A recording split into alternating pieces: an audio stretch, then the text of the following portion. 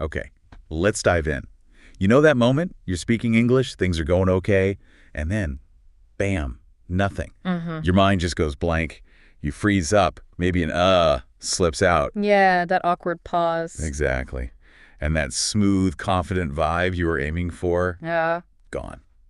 It's super frustrating, right? Because you feel like the words are in there somewhere. Oh, absolutely. It's a really common feeling for language learners, especially with English. It can feel like your brain just slams on the brake. Well, that's exactly what we're tackling today. We want to figure out why that happens and, what we can actually do about it. Right. We're looking at a source called Speaking English Fluently Without Pauses, which seems to offer some really practical advice. Yeah, and our mission here isn't just to say, oh yeah, pausing is bad. We want to really dig into why this source says we pause and then pull out the actual strategies it suggests, like a toolkit, you could say. Toolkit, I like that. Yeah, to help you train your brain, basically, Yeah. and get that conversation flowing more naturally, find that smoother path. Okay, let's get into it then. What are the main reasons this source gives for, freezing up mid-sentence? Well, it points to a few key things. One, maybe the most obvious, is just not having the right vocabulary or the right phrase instantly available. Right, so you might know the individual words, but not the specific combination you need right then. Precisely. And then, linked to that, is something lots of learners do, getting bogged down in grammar rules while trying to speak. Yeah. You're trying to talk, but half your brain is busy thinking, wait, is it past perfect or... Exactly. It's like trying to build the car while you're driving it. It just stalls you out. And I guess that leads right into another big one the source mentions, just, well, confidence. Definitely. Being scared of making a mistake or worried about what people think, that anxiety really messes with your ability to just grab the language you need and use it. Creates friction. Can totally relate to that. And the source also brings up something that feels really crucial, translating in your head. Oh, that's a huge one. Yeah. Yeah. If you're thinking in your native language first, And then trying to convert it sentence by it sentence. adds this massive processing delay. Your brain's doing double the work. Pauses are almost inevitable. You're basically having two different conversations, one inside, one out. And the last thing it mentions is maybe relying too much on those filler words like and Right. They fill the silence, sure, but the source argues they also clearly signal that you're stuck, you're hesitating. Okay, so these things kind of pile up and break the flow. The goal then is to, what? Train your brain differently. Essentially, yes. To bypass that translation step and make speaking English more automatic. Okay, understanding why is step one. Makes sense. But the crucial part is the how. So this toolkit you mentioned, where does the source say to start? It suggests shifting how you learn. So instead of just memorizing lists of single words, Okay. focus on learning whole phrases, chunks of language, collocations, words that naturally belong together. So like learning make a decision as one block instead of just making decisions separately. The source mentions tools for this, right? Like Quizlet. Exactly. Quizlet, Anki, Memrise, things like that. Learning these ready-made units makes speaking way faster. You're just grabbing a pre-built piece, not trying to assemble it on the fly. That makes intuitive sense. Okay, so you're building with these phrase blocks. What about that big problem, the translating in your head? How do we tackle that? Right. This is maybe one of the most powerful strategies the source offers. You need to actively practice thinking in English. Thinking English. Okay, sounds simple, but maybe kind of hard to actually do. Yeah. How do you start? The source gives really practical steps. Start small, really small, like just narrate what you're doing in your head in English. I am picking up my mug. Exactly. I'm walking to the door. Or describe things you see. That's a blue car. The sky is gray today. Simple stuff. So like a little English voiceover for your own life. Pretty much. It forces your brain to connect the English words directly to the ideas or objects without going through your native language first. Cutting out the middleman. Yeah, it builds that direct pathway and slowly reduces the need to translate, which, as we said, is a huge cause of pauses. Okay, that sounds like a really fundamental shift. Now, what about the ums and uhs? Does the source say just stop? Well, stopping completely is tough, right? So instead it suggests replacing those default ums and us with more natural-sounding filler phrases. Okay, look, what kind of phrases? Things like, well, let me see, or that's an interesting point. Maybe, how can I put this? Or even just, well, or so. I see. So you still get a moment to think, but it sounds more like you're considering the question, not just stuck. Exactly. It sounds intentional, like part of the conversation flow rather than a hesitation. The source also talks about simplifying how you speak. Right, like not trying to build super complicated sentences all the time. Yes.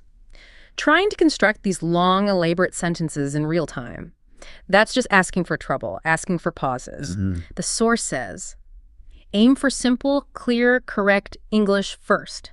It gives an example, like instead of saying, I was wondering if perchance it might be feasible for you to provide some assistance. Which sounds very formal and tricky. Right. Say, can you help me? Much simpler, much smoother. Clarity over complexity. Better a simple sentence that flows than a complex one that breaks. Got it. What other techniques are in this toolkit? Shadowing. This is a specific practice technique the source really highlights. Shadowing, what does that involve? It's basically listening to native English speakers, could be from podcasts, audiobooks, movies, whatever, and then immediately repeating what they say right after them, trying to copy their rhythm, their intonation, their speed as closely as you can. Like being their echo, basically. The force says even just a few minutes a day helps.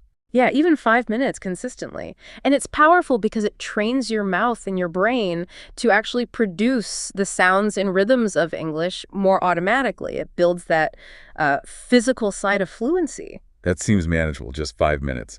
The source also mentioned preparing beforehand? Yes, absolutely. Preparing sort of mini scripts or frameworks for common situations. Like what? Introducing yourself. Exactly. Introducing yourself, talking about your job or what you study, your hobbies, giving a basic opinion on something, stuff you know you'll probably need to say often. So you have some pre-built answers ready for those common bits. The source gives examples of these. It does, yeah, little templates you can adapt. It just reduces the mental load, right? You're not creating everything from scratch every single time. That's smart. Takes the pressure off the basics so you can focus on the actual conversation.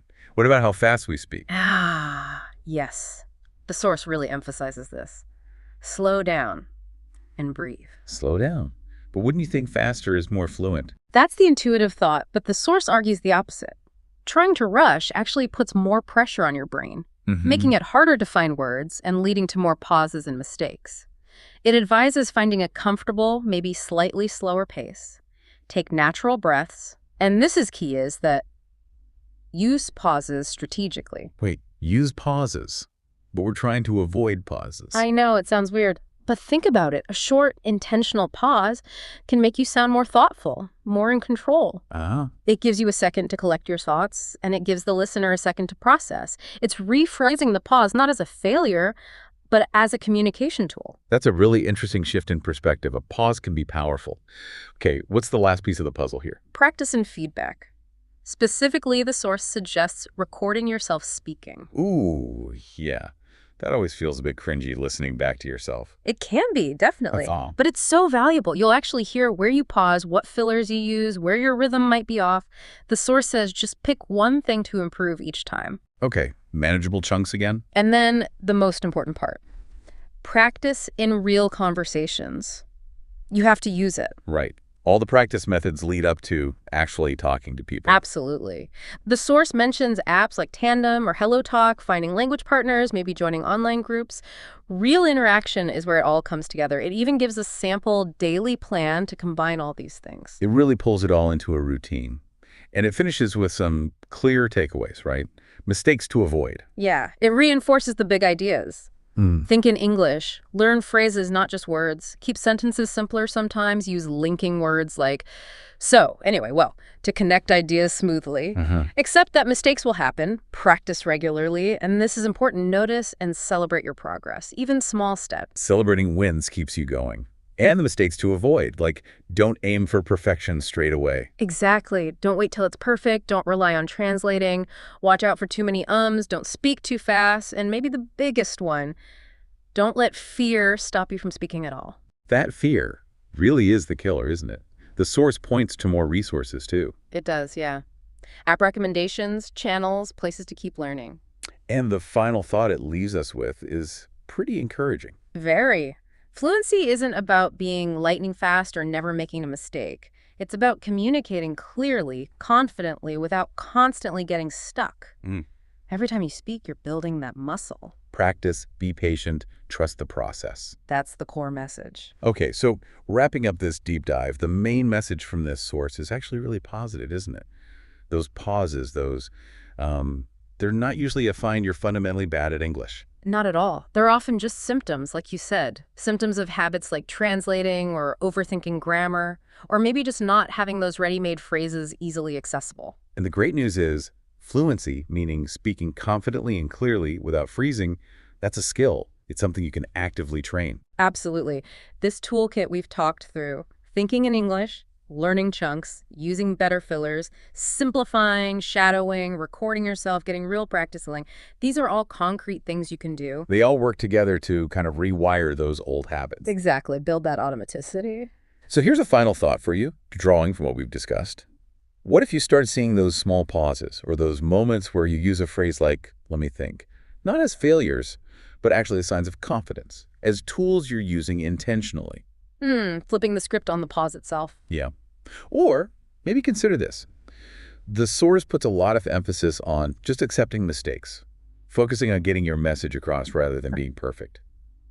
Could that acceptance actually be the most powerful fluency booster of all?